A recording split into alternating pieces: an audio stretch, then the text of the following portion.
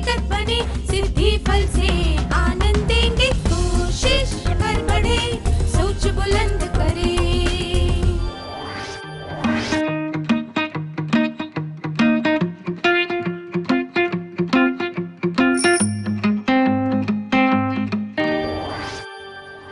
नमस्ते छात्रों, आप सबको देखकर खुशी हुई। आज के सत्र की शुरुआत हम एक प्रश्न से करेंगे। कल्पना कीजिए कि आपके सामने मिठाइयों से भरी एक थाली है और आपको उनमें से एक मिठाई उठानी है। आप क्या करेंगे? तो आप 1-2 सेकंड के लिए सारी मिठाइयाँ देखेंगे, फिर जो मिठाई आपको स्वाद के अनुसार या दिखावट के अनुसार ज़्यादा अच्छी दिखेगी, आप वो चुन लेंगे। एक प्रश्न के जो जवाब हो सकते हैं वे विकल्प कहलाते हैं और जो जवाब अंत में चुन लिया जाता है वो निर्णय होता है।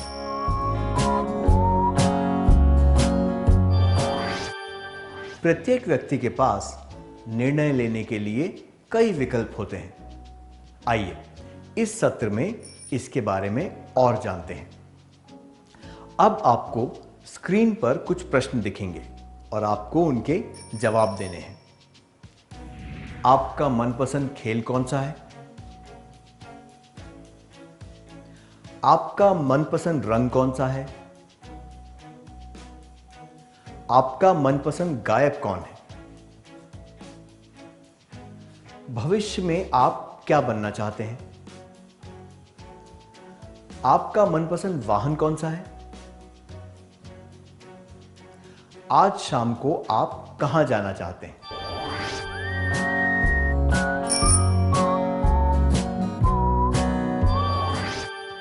इन प्रश्नों के जवाब देने के लिए आपके पास कई विकल्प थे।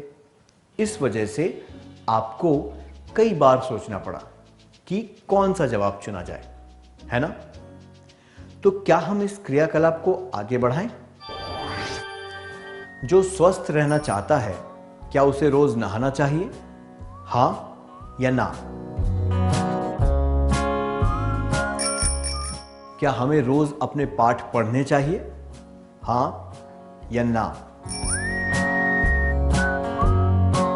क्या हमें अपने घर को रोज साफ करना चाहिए? हाँ या ना? आपको जवाब में हाँ चुनने में बिल्कुल देर नहीं लगी।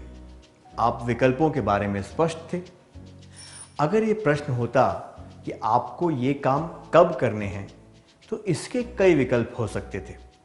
फिर भी आप ज़्यादा सोचे बिना ये निर्णय जल्दी ले सकते थे। चलिए क्रियाकलाप को आगे बढ़ाते हैं। क्या हम बुरी आदतों के साथ रह सकते हैं? हाँ या ना? अगर हम दूसरों पर धौंस जमाएं तो क्या यह ठीक होगा? हाँ या ना? क्या दूसरों के साथ बेईमानी करना ठीक होता है? हाँ या ना? इन प्रश्नों के लिए ना जवाब देने में आपको कोई परेशानी नहीं हुई, क्योंकि विकल्प स्पष्ट थे। ये प्रश्न हमारे सिद्धांतों और नीतियों पर आधारित थे, इसलिए हम जल्दी से निर्णय ले पाए। अब फिर से क्रियाकलाप करते हैं। क्या हमें मातृभाषा के अलावा कोई और भाषा सीखनी चाहिए? हाँ या ना? क्या सबको कुछ शौक होना चाहिए? हाँ या ना? क्या सबको अपनी परिस्थिति के हिसाब से दान करना चाहिए? हाँ या ना? क्या सबका एक विश्वसनीय मित्र होना चाहिए? हाँ या ना? प्रत्येक व्यक्ति अपनी व्यक्तिगत धारणाओं के आधार पर इनका जवाब देता है। इन प्रश्नों के जवाब देते समय कोई परेशानी नहीं होती, क्योंकि जवाब स्पष्ट होते हैं। हमने इससे क्या सीखा? जब विकल्प स्पष्ट होते हैं तो निर्णय लेना आसान होता है। अब एक और क्रियाकलाप करेंगे। जब आपने कोई नया शौक या नया हुनर सीखने के बारे में सोचा या किसी की मदद करने के बारे में सोचा, तब आपके पास कई विकल्प रहे होंगे। तब आपने निर्णय कैसे लिया? क्या आप इसके बारे में सबको बता सकते हैं?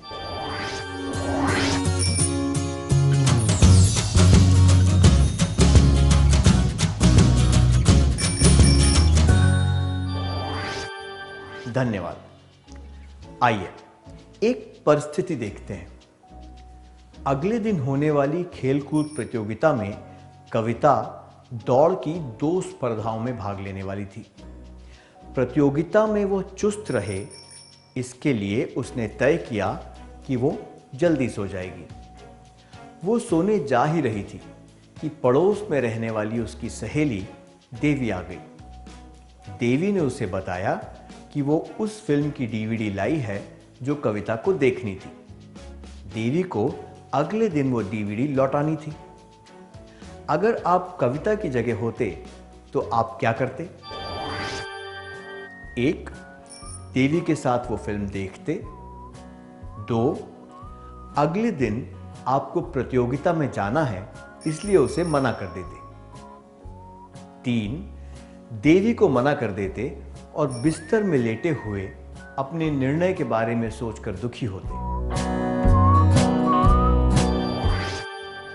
क्या कोई 2 छात्र इस परिस्थिति का अभिनय करके दिखा सकते हैं? आपको इनमें से एक विकल्प चुनकर यह अभिनय करना है।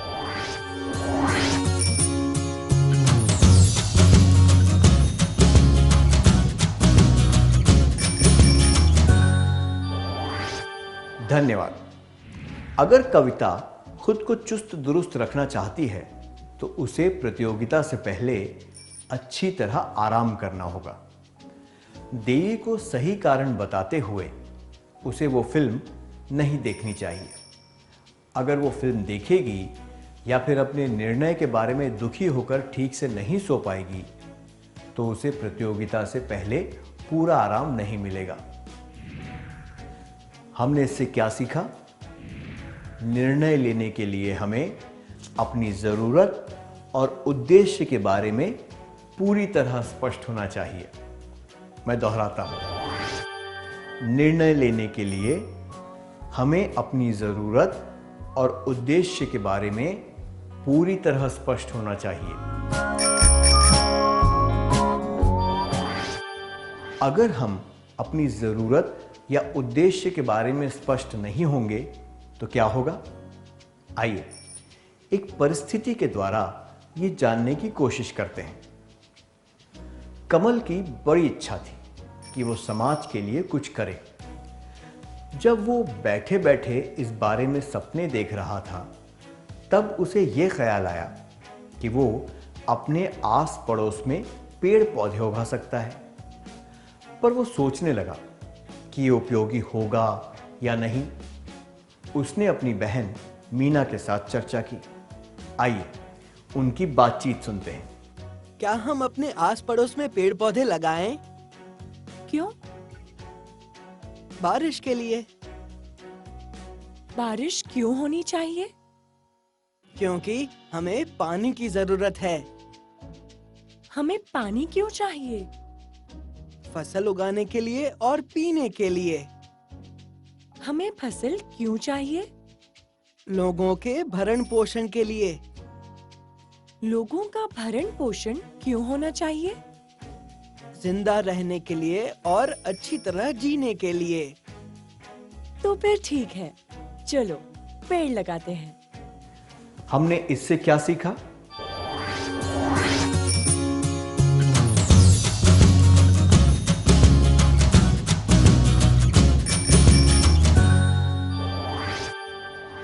अपने विचार बताने के लिए शुक्रिया।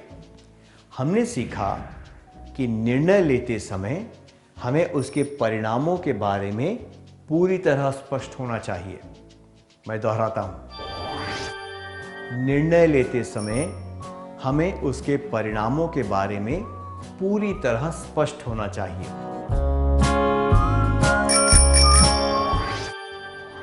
अगर हम परिणामों के बारे में स्पष्ट ना हों तो हमें खुद से ये बार बार पूछना चाहिए कि हम वो निर्णय क्यों लेना चाहते हैं। हमें ये प्रश्न तब तक पूछना है जब तक कि हमें संतोषजनक उत्तर न मिल जाए। यह संभव है कि 7वीं बार क्यों पूछने से पहले हमें एक उचित उत्तर मिल जाएगा। इस उदाहरण में 5 बार क्यों पूछने के बाद हम पेड़ लगाने के सकारात्मक परिणाम जान पाए, है ना? अगर किसी निर्णय के परिणामों के बारे में स्पष्ट रूप से पता हो तो हम बेहतर तरीके से निर्णय ले पाते हैं और परिणामों का सामना करने के लिए भी अच्छी तरह तैयार होते हैं। आइए अब इस बारे में जानते हैं कि कोई काम करना है या नहीं, इसका निर्णय कैसे लिया जा सकता है। कुमार और नितिन अपनी कक्षा को सजाने के लिए एक दुकान पर सजावट का सामान खरीद रहे थे। उन्होंने वहां रंग बिरंगे रबड़ देखे। कुमार को कुछ सूझा और उसने नितिन से कहा, तुम सजावट के सामान खरीदते हुए दुकानदार को उलझाए रखो और मैं सबकी नजर बचाकर 2 रबड़ उठा लूंगा। अगर आप नितिन की जगह होते तो आप क्या करते? 1. कुमार की बात मान लेते। 2.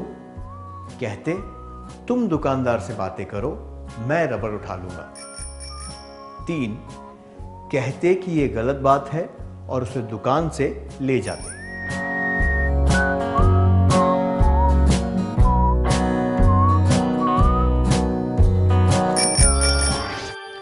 कुमार की बात मानना भी चोरी करने जितना बुरा काम है, क्योंकि आप एक गलत काम में साथ दे रहे हैं। ऐसा कहना कि तुम दुकानदार से बातें करो, मैं रबड़ उठा लूंगा, यह तो चोरी करना ही होता है। इसलिए ये बेहतर होगा कि आप उसे कहें कि यह काम गलत है और उसे दुकान से दूर ले जाएं, है ना? आप ऐसा क्यों करेंगे?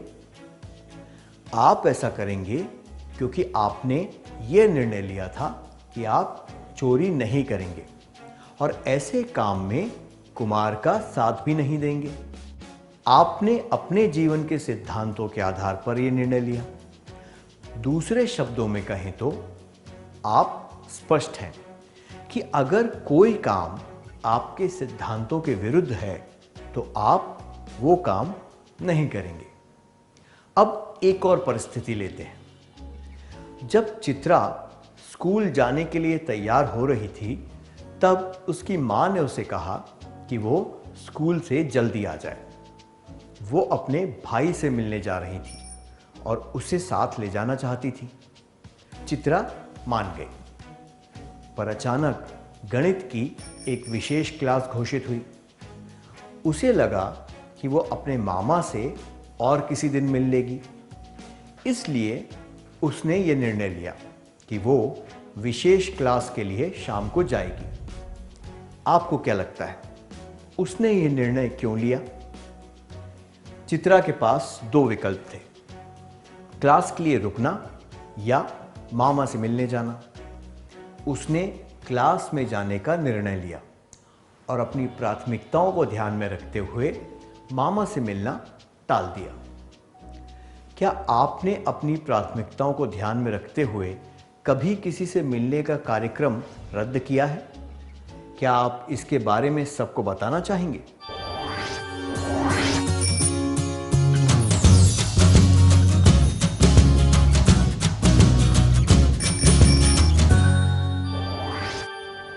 धन्यवाद। नीला हमेशा समय का ध्यान रखती है। एक दिन जब वो पढ़ाई कर रही थी, तब उसकी सहेली मीरा ने उससे पूछा कि क्या वो उसके साथ टहलने चलेगी। नीला ने उसे विनम्रता से मना कर दिया और कहा कि वो पढ़ाई कर रही है।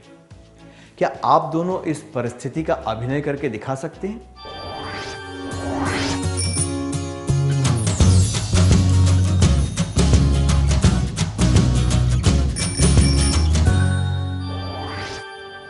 धन्यवाद। आपको क्या लगता है, नीला ने टहलने जाने से मना क्यों कर दिया? नीला इस बारे में स्पष्ट थी कि पढ़ाई के लिए जो समय रखा गया है तब पढ़ाई ही करनी चाहिए। उसका निर्णय इस नीति पर आधारित था, इसलिए उसने मीरा को मना कर दिया। इन 3 परिस्थितियों से हमने क्या सीखा? जब हमारे निर्णय सिद्धांतों, नीतियों और प्राथमिकताओं पर आधारित होते हैं, तब हम अपने व्यवहार को नियंत्रण में करना सीख लेते हैं। मैं दोहराता हूं, जब हमारे निर्णय सिद्धांतों, नीतियों और प्राथमिकताओं पर आधारित होते हैं, तब हम अपने व्यवहार को नियंत्रण में करना सीख लेते हैं। क्या अब हम इस सत्र का सार संक्षेप कर लें?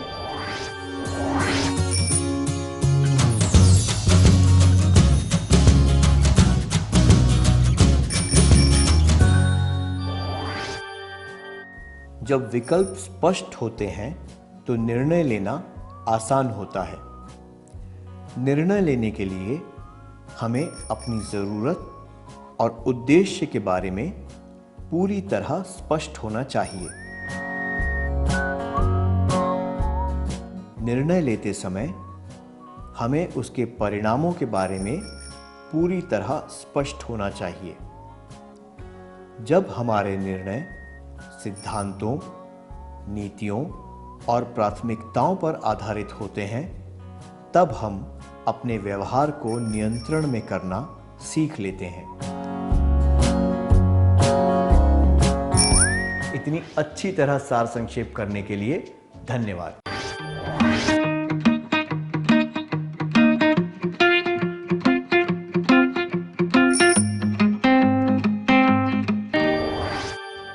नमस्ते छात्रों, आप सबको देखकर खुशी हुई। पिछले सत्र में हमने सीखा था कि जब विकल्प स्पष्ट होते हैं तो निर्णय लेना आसान होता है। निर्णय लेने के लिए हमें अपनी जरूरत और उद्देश्य के बारे में पूरी तरह स्पष्ट होना चाहिए। निर्णय लेते समय हमें उसके परिणामों के बारे में पूरी तरह स्पष्ट होना चाहिए। जब हमारे निर्णय सिद्धांतों, नीतियों और प्राथमिकताओं पर आधारित होते हैं, तब हम अपने व्यवहार को नियंत्रण में करना सीख लेते हैं। क्या हम हमेशा अपने निर्णय एक ही तरीके से लेते हैं? बिल्कुल नहीं। कभी कभी हमारे निर्णय समझदारी वाले होते हैं और हम फटाफट निर्णय ले लेते हैं, पर कई बार हम ठीक से सोच समझकर आराम से निर्णय लेते हैं। आइए इसके बारे में जानने के लिए कुछ परिस्थितियां देखते हैं। बहुत गर्मी थी और माधवी एक सड़क से गुजर रही थी। उसने देखा कि उसके आगे चल रही एक औरत अचानक बेहोश होकर गिर गई। माधवी उसकी मदद करने के लिए दौड़ी। उस जगह और भी लोग पहुंच गए। सब लोग अनुमान लगाते हुए बातें करने लगे कि वो क्यों बेहोश हुई होगी। माधवी ने उसकी नब्ज महसूस की और उसके बाद पास की एक दुकान से आपातकालीन सेवाओं के लिए 108 नंबर पर फोन किया। उसने एक बोतल पानी खरीदा और उस औरत के चेहरे पर छिड़का। कुछ देर में उसे होश आया और वो उठकर बैठ गई। फिर जब एम्बुलेंस आई तब माधवी ने उस औरत को उस गाड़ी में बैठाकर उसे डॉक्टर के पास जांच के लिए भेज दिया। क्या कुछ विद्यार्थी आगे आकर इस दृश्य का अभिनय करके दिखा सकते हैं?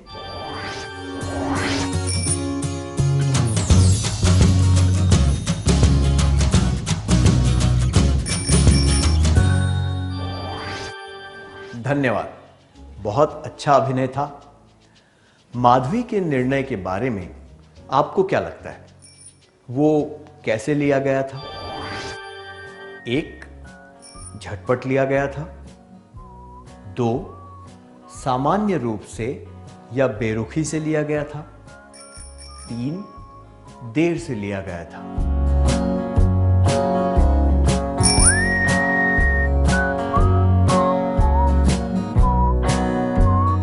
जब उसने देखा कि कोई बेहोश हो गया है तो उसे जल्दी से निर्णय लेना पड़ा।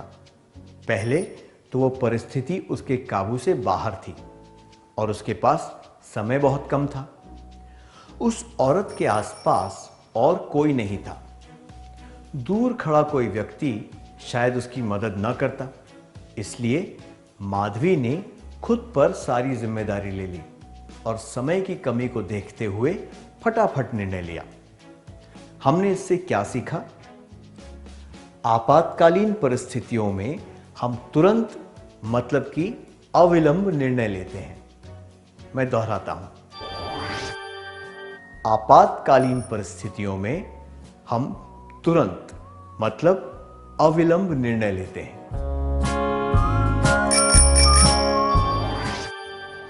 जब हम जल्दी से कोई निर्णय लेते हैं यानी कि अविलंब निर्णय, तब हमें वे गुण दर्शाने चाहिए जो माधवी में है।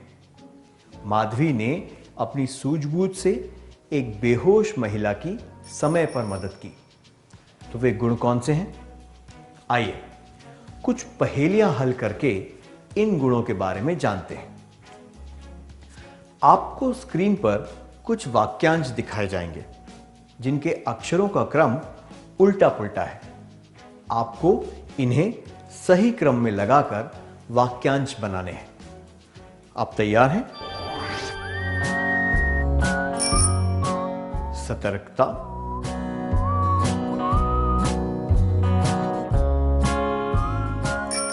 जल्दी सोचने की आवश्यकता होती है।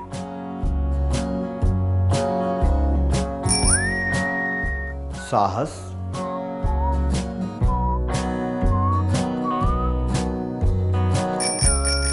सहनशीलता। जिन्होंने पहेली को हल करके गुणों को पहचान लिया, उन्हें बधाई हो। अविलंब निर्णय लेने के लिए हमें सतर्कता, साहस, सहनशीलता और जल्दी सोचने की आवश्यकता होती है। आइए अब एक और क्रियाकलाप करेंगे। क्या आपने कभी कोई इस तरह का अविलंब निर्णय लिया है या फिर किसी और व्यक्ति को ऐसा निर्णय लेते हुए देखा है? क्या आप अपने अनुभव सबको बताना चाहेंगे?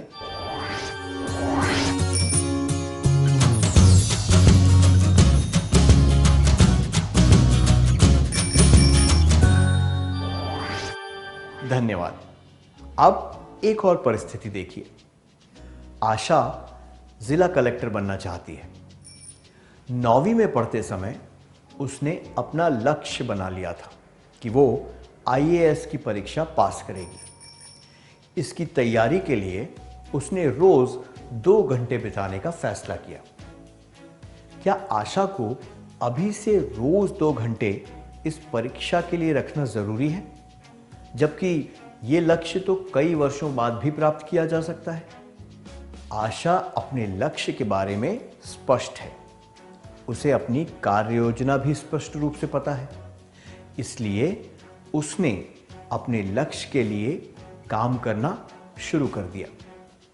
यह निर्णय उसके जीवन के उद्देश्य से संबंधित है, इसलिए यह उसके लिए महत्वपूर्ण है।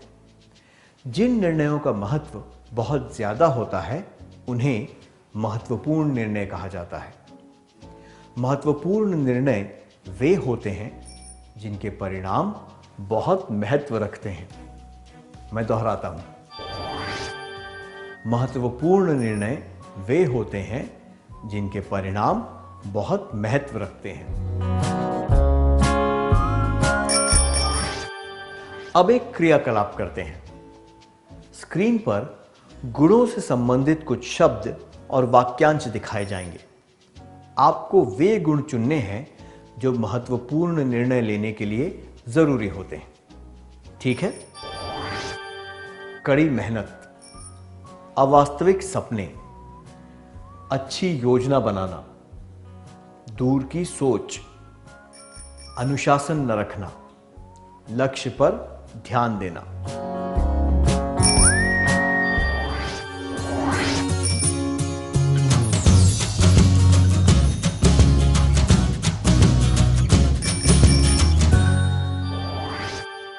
बहुत बढ़िया। महत्वपूर्ण निर्णय लेने के लिए हमें ये चाहिए: कड़ी मेहनत, अच्छी योजना बनाना, दूर की सोच और लक्ष्य पर ध्यान। महत्वपूर्ण निर्णय केवल जीवन के लक्ष्य से संबंधित नहीं होते, बल्कि वे ऐसे भी किसी कार्य के लिए हो सकते हैं जो एक व्यक्ति के महत्व रखते हों। किसी प्रतियोगिता में भाग लेने के निर्णय या परीक्षा की तैयारी के निर्णय के लिए भी इन्हीं गुणों की जरूरत होती है। अब एक प्रश्न है, क्या ऐसा हो सकता है कि कोई महत्वपूर्ण निर्णय अविलंब भी हो? हमेशा ऐसा नहीं होता, पर यह परिस्थिति पर निर्भर करता है। उदाहरण के लिए, उस बेहोश महिला की मदद करने के लिए माधवी का निर्णय अविलंब तो था ही, साथ में वो महत्वपूर्ण भी था। अगर निर्णय लेने में देर हो जाती तो उस महिला की हालत बिगड़ सकती थी।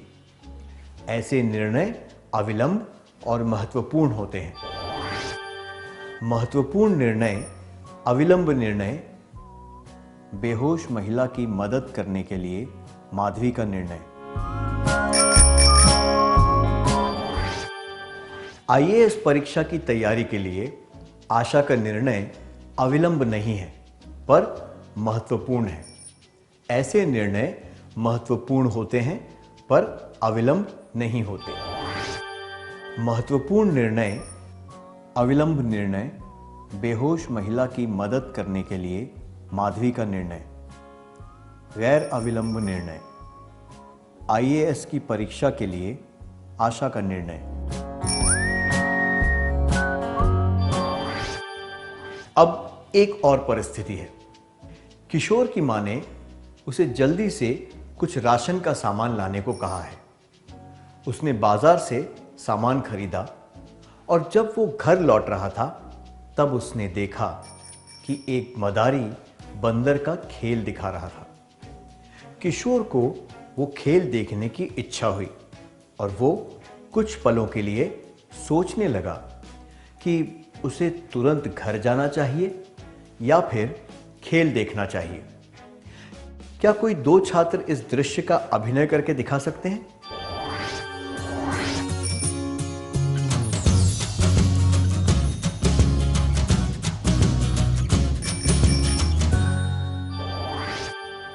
बढ़िया अभिनय था, धन्यवाद। जब उसकी मां राशन के सामान का इंतजार कर रही थी, तब मदारी का खेल देखने का किशोर का निर्णय अविलंब था, पर उसने इस निर्णय के परिणामों के बारे में नहीं सोचा। ऐसे निर्णय को हम अविलंब कहेंगे, पर यह महत्वपूर्ण निर्णय नहीं है। महत्वपूर्ण निर्णय, निर्णय महत्वपूर्ण नहीं है। अविलंब निर्णय, गैर अविलंब निर्णय, बेहोश महिला की मदद करने के लिए माधवी का निर्णय। अपनी मां को इंतजार करवाते हुए किशोर मदारी का खेल देख रहा है। आईएएस की परीक्षा के लिए आशा का निर्णय। अब हम वाणी की परिस्थिति देखते हैं। वाणी की चचेरी बहन की शादी 8 महीनों के बाद है और उसने तय कर लिया है कि वो शादी में कौन से कपड़े पहनेगी। ये ऐसे निर्णय का उदाहरण है जो अविलंब नहीं है और महत्वपूर्ण भी नहीं है। महत्वपूर्ण निर्णय, निर्णय महत्वपूर्ण नहीं है।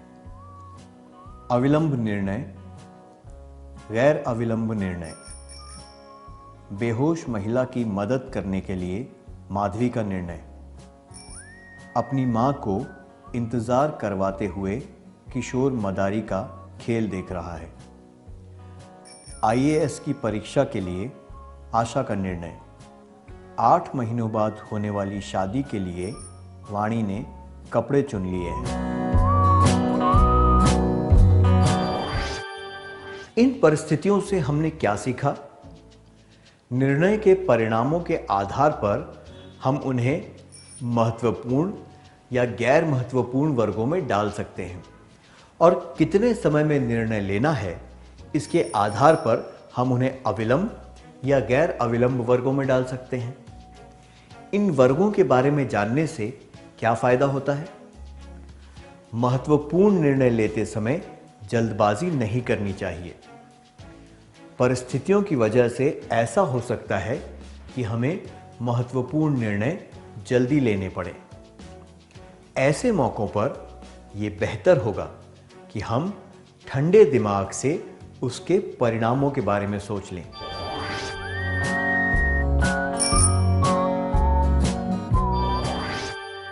महत्वपूर्ण निर्णय महत्वपूर्ण नहीं है। अविलंब निर्णय, गैर अविलंब निर्णय, ठंडे दिमाग से उसके परिणामों के बारे में सोच लें। सबसे उचित।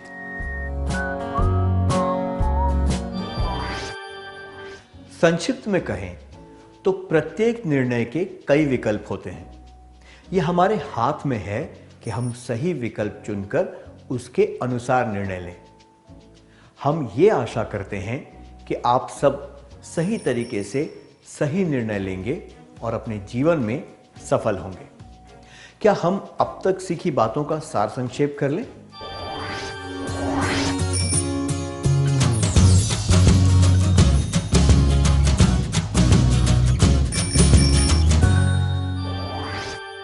अविलंब निर्णय वे होते हैं जो हम बहुत कम समय में या फिर आपातकालीन परिस्थितियों में लेते हैं। महत्वपूर्ण निर्णय वे होते हैं जिनके परिणाम बहुत महत्व रखते हैं। इतनी अच्छी तरह सार संक्षेप करने के लिए धन्यवाद।